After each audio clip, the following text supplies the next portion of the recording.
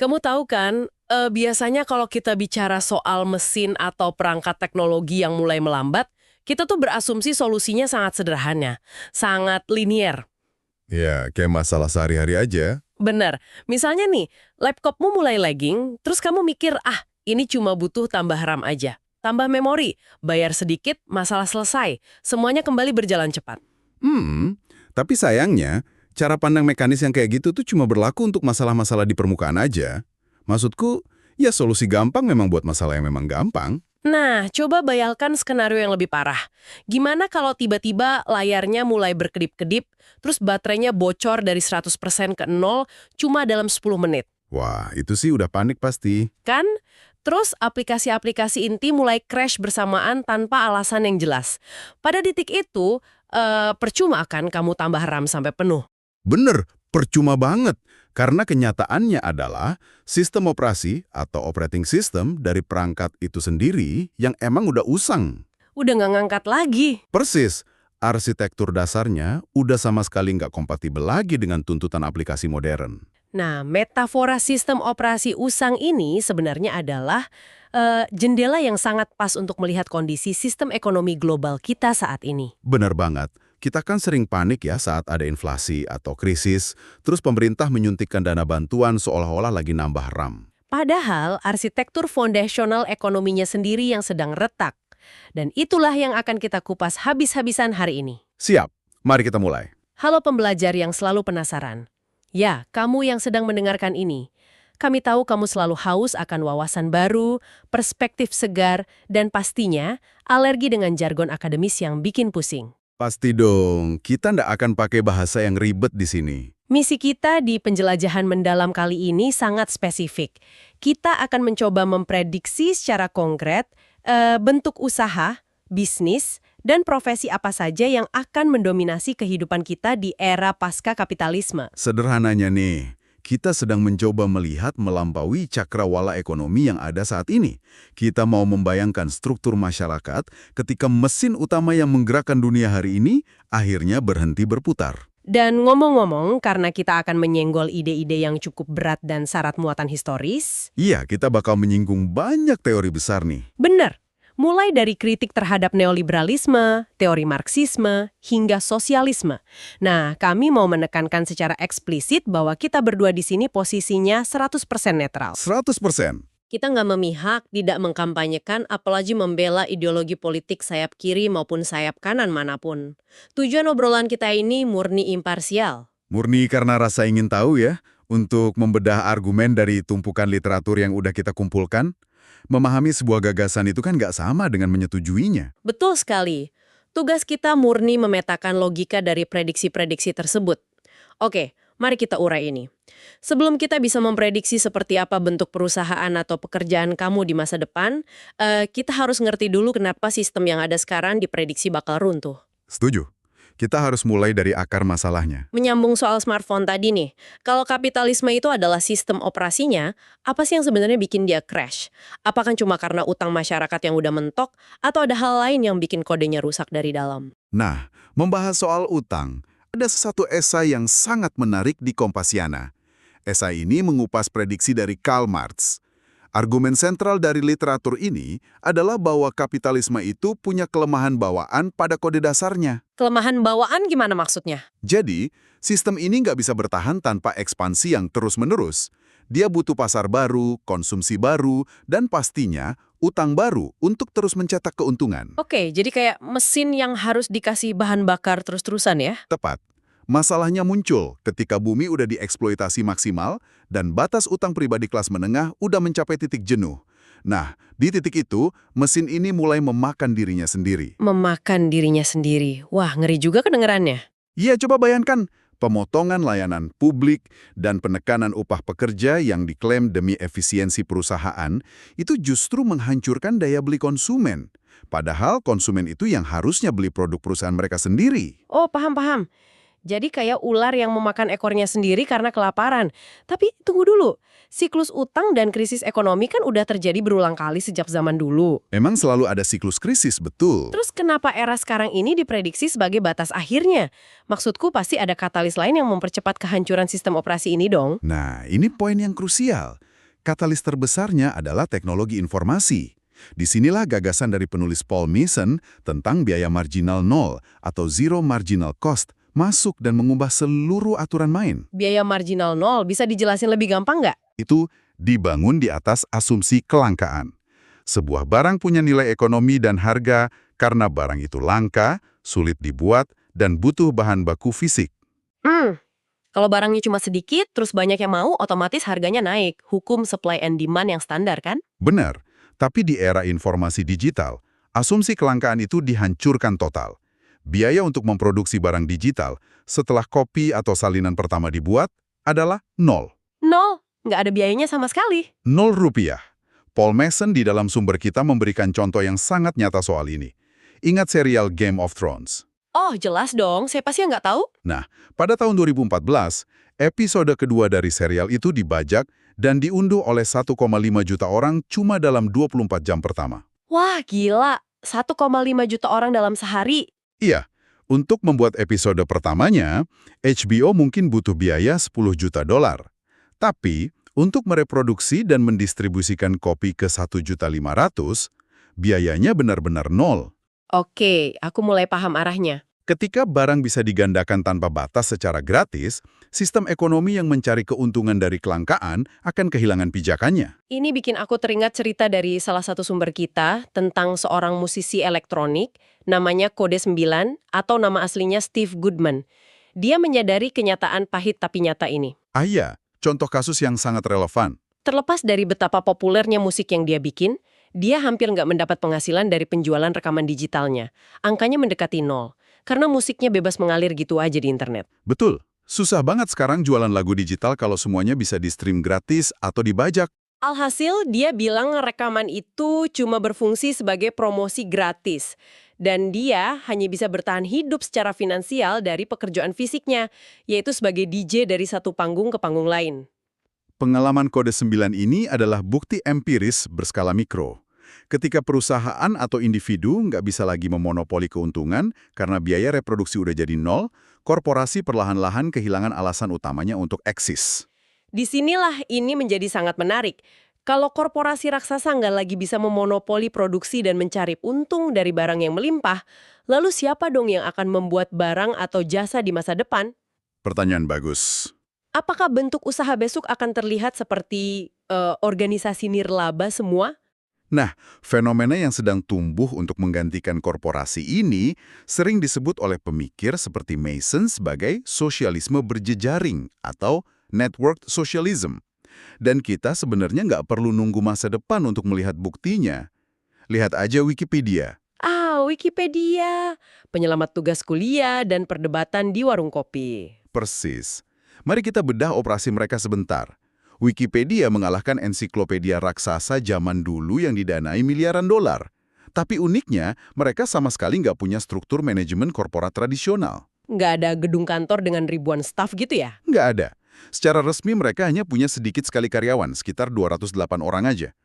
Namun platform ini digerakkan oleh lebih dari 12.000 penulis aktif dan ratusan ribu sukarelawan di seluruh dunia. Cuma 208 karyawan tapi punya belasan ribu penulis sukarela. Iya, dan mereka secara kolaboratif menghasilkan 26 juta halaman informasi. Dan tanpa iming-iming bonus akhir tahun. Dan yang paling penting, tanpa mengejar profit untuk pemegang saham. Yang sangat mempesona di sini adalah Wikipedia bisa menghasilkan traffic yang kadang-kadang mengalahkan raksasa komersial seperti Amazon. Mengalahkan Amazon? Wow. Gimana ceritanya bisa jalan sistem kayak gitu? Karena motivasi utamanya bergeser. Dari sekedar akumulasi keuntungan uang, berubah menjadi penciptaan nilai guna atau utilitas untuk masyarakat luas. Fakta bahwa Wikipedia digerakkan oleh kolaborasi dan gotong royong ini justru ngingetin aku sama jurnal yang kita baca tentang Muhammad Hatta. Ah iya, pemikiran Bung Hatta. Ini luar biasa loh, gagasan Hatta di tahun 1930-an tentang koperasi. Entah bagaimana punya vibes yang sangat mirip dengan etos komunitas open source global saat ini. Korelasinya memang sangat kuat. Koperasi dalam visi Hatta itu kan menjadikan gotong royong sebagai mesin utamanya. Tujuannya adalah memenuhi kebutuhan bersama, bukan memperkaya segelintir investor yang duduk santai di puncak piramida. Bener banget. Dan jurnal tersebut memberikan bukti historis yang menurutku sangat kuat. Ketika Indonesia dihantam badai krisis ekonomi besar-besaran di tahun 1997 dan 1998, Iya, saat banyak korporasi besar runtuh berjatuhan akibat utang luar negeri, nah itu dia. Di saat raksasa runtuh, roda ekonomi kita justru diselamatkan oleh usaha kecil menengah atau UKM dan model-model usaha akar rumput. Kenapa bisa gitu? Kenapa UKM malah tahan banting saat yang besar bertumbangan? jawabannya karena struktur mereka terdekopling atau terputus dari rantai pasokan kapitalis global. Maksudnya nggak bergantung sama impor-ekspor skala besar ya? Betul, mereka memproduksi barang secara lokal, menyerap bahan baku dari lingkungan sekitar mereka sendiri, dan menjualnya kembali kepada komunitas mereka. Mereka nggak bermain valuta asing atau bergantung pada spekulasi pasar saham yang berisiko tinggi. Nah, kalau kita tarik logika UKM yang tangguh ini ke masa depan, ini tuh selaras banget sama apa yang ditulis Blerina Karajozi. Ya, dalam analisis filosofisnya tentang degrowth atau penurunan pertumbuhan ekonomi. Bener. Dia bawa gagasan dari ekonom Sir Latouche tentang yang namanya relokalisasi. Menurut literatur ini, pertumbuhan ekonomi tanpa batas yang selama ini kita kejar itu cuma ilusi yang pada akhirnya merusak bumi. Sepakat, sangat merusak ekologi. Jadi, bentuk usaha pasca kapitalisme itu nggak akan lagi berupa pabrik raksasa multinasional di satu negara yang mengekspor produknya ke seluruh dunia, melainkan berbasis pada apa yang mereka sebut sebagai bioregion. Konsep bioregion ini menarik banget karena dia meredefinisi ruang lingkup ekonomi kita.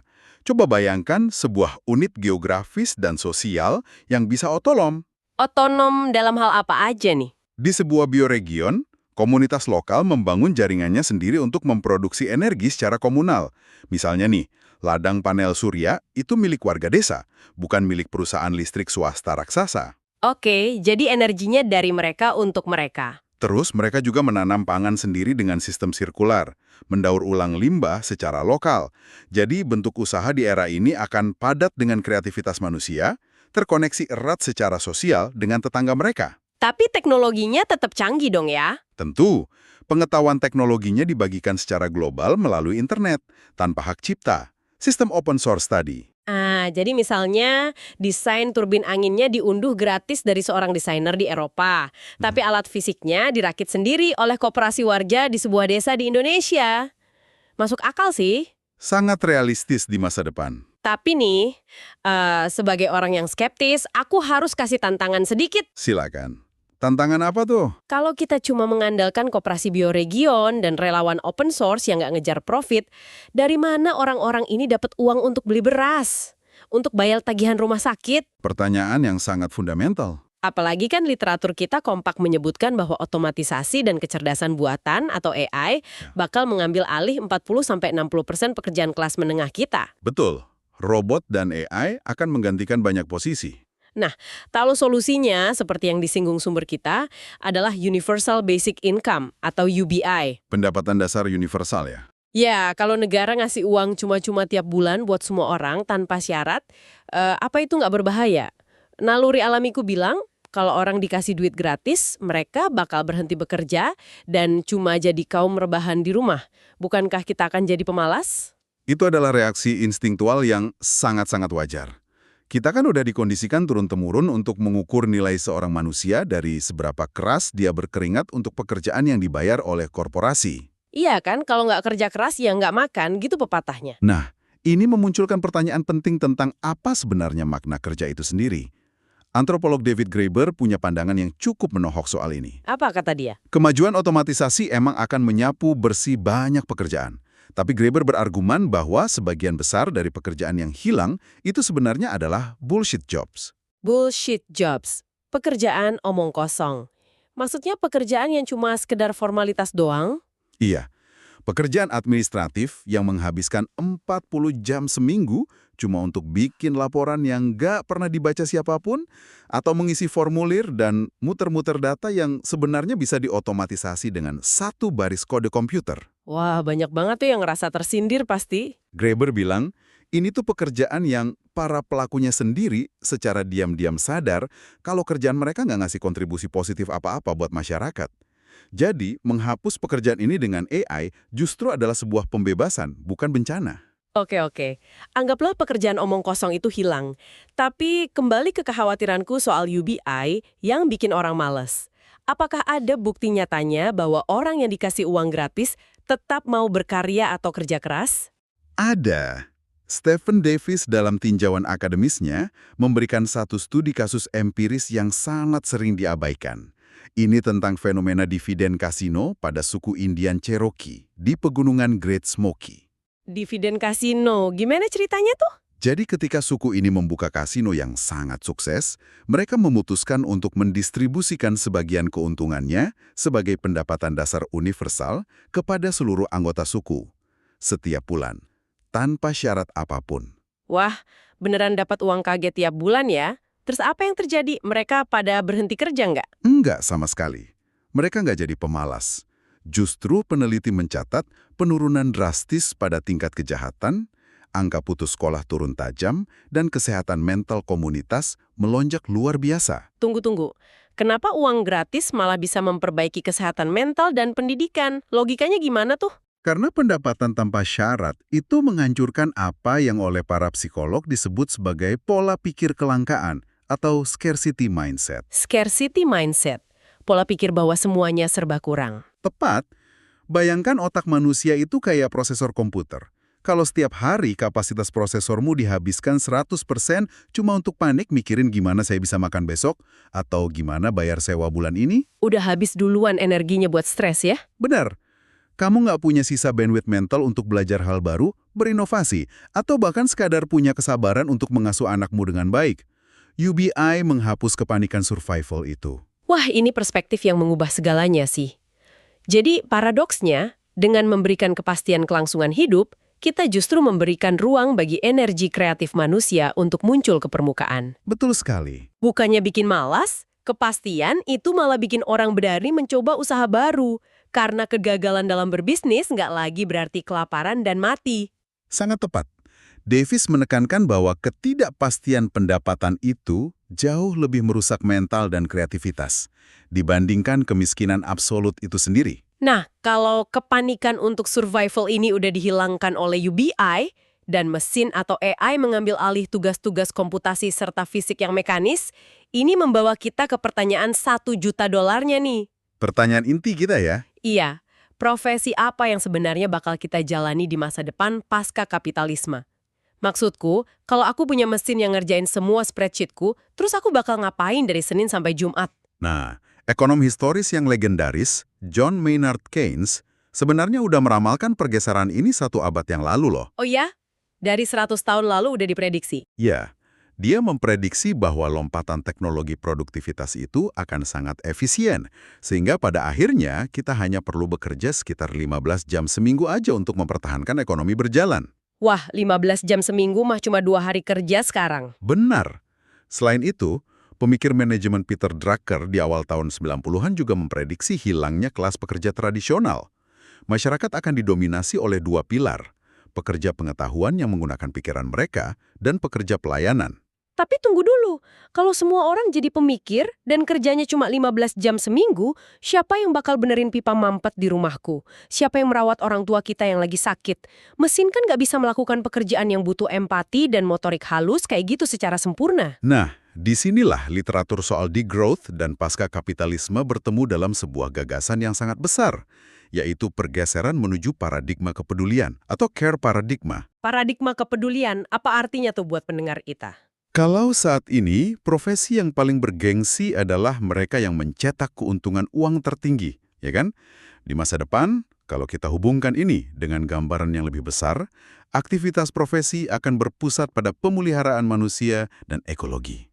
Jadi pekerjaan yang dulunya kita anggap sebagai kewajiban pribadi yang nggak dibayar, justru menjadi inti dari sistem ekonomi baru ini. Persis, mengasuh anak di rumah, merawat lansia, membangun kebun pangan komunitas di bioregionmu, menjaga kelestarian sungai lokal, dan tentu saja seni serta kreasi budaya. Luar biasa.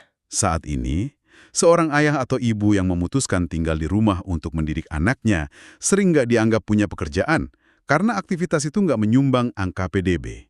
Tapi di era pasca kapitalisme yang ditopang UBI, mereka adalah pilar utama masyarakat. Ini bikin aku kepikiran tentang para inovator nih, para ilmuwan, kreator perangkat lunak, desainer.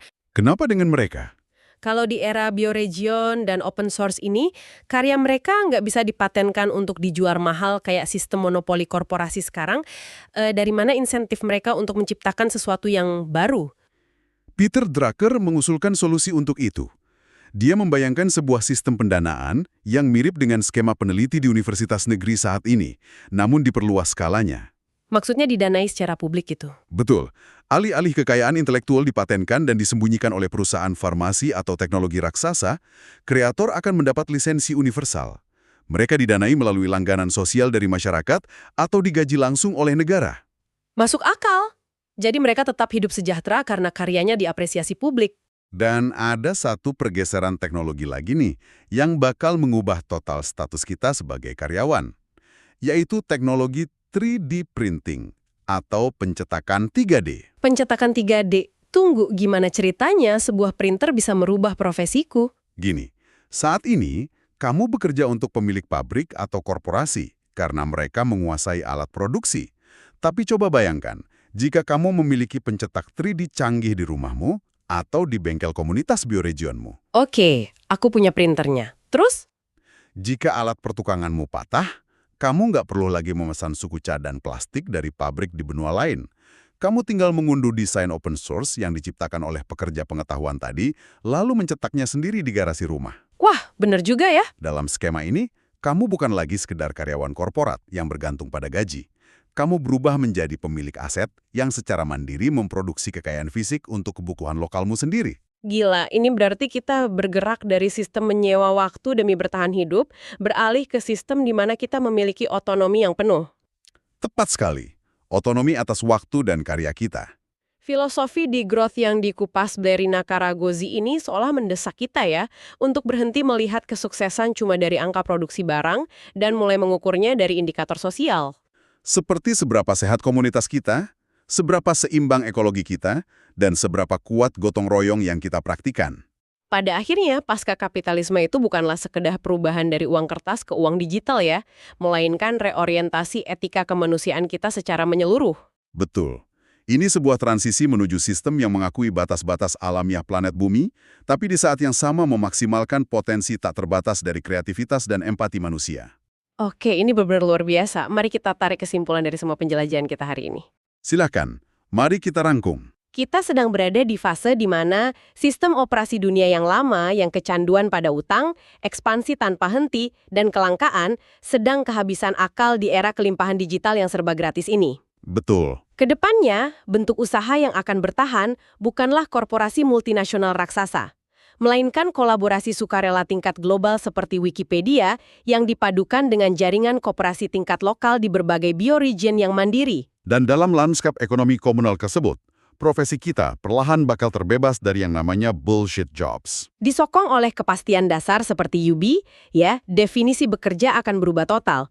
Profesi pasca kapitalis adalah menjadi pembangun komunitas, perawat sosial, pelestari alam, dan pekerja pengetahuan yang bebas berkarya. Tanpa dibatasi oleh hak cipta yang mengekang. Nah, sekarang, aku mau kamu yang sedang mendengarkan ini membayangkan sesuatu. Sebuah pertanyaan penutup nih. Iya. Bayangkan, kalau besok pagi kamu bangun dan menyadari bahwa sistem operasi lama yang penuh dengan kepanikan bayar cicilan itu udah di-uninstall dari dunia ini. Bebas dari stres tagihan ya. Kebutuhan dasarmu secara magis udah dijamin penuh oleh pendapatan dasar universal. Dan kamu hidup di tengah komunitas koperasi yang saling menghidupi secara pangan dan energi, tanpa ketakutan akan kelaparan dan tanpa keharusan mencari uang muka untuk kehidupan. Pertanyaannya, Profesi, karya, atau passion apa yang akan kamu jalani setiap harinya saat uang bukan lagi alasan utamanya? Pikirkan itu sejenak. bahan renungan yang sangat bagus. Terima kasih banyak sudah menemani kami membedah ide-ide menantang ini dari berbagai literatur hebat yang kita bahas hari ini. Iya, semoga wawasan ini bisa membuka perspektif baru buat teman-teman semua. Sampai jumpa di penjelajahan mendalam dan obrolan pencerah pikiran selanjutnya.